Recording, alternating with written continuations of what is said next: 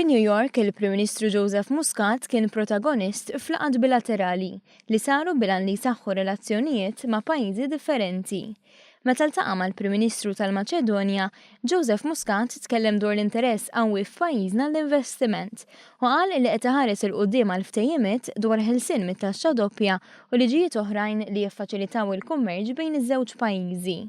Muscat spjega kif Malti hija miftuħa n-negozju u għaf l-interess ta' pajjiżna li jilħaq ftehimiet li jħeġġu investiment Malti fil-Maċedonja u dan mhux biss fis-settur privat imma anke fis-settur pubbliku. Semma l-qasam tal-enerġija u kif issa Malta twettaq proġetti f'pajjiżi barranin.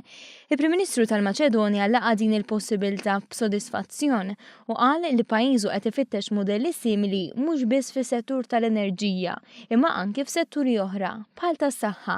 Flaqa oħra bejn il-Prim Ministru Malti u l-President tal-Kosovo kienet diskussa l-kooperazzjoni ekonomika.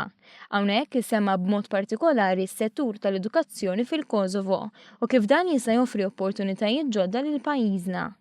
Ir-relazzjonijiet bilaterali bejn iż-żewġ pajjiżi in kwistjoni ħadu spinta l quddiem fl-aħħar xhur wara żjara li għamel l-istess President tal-Kosovo f'Malta.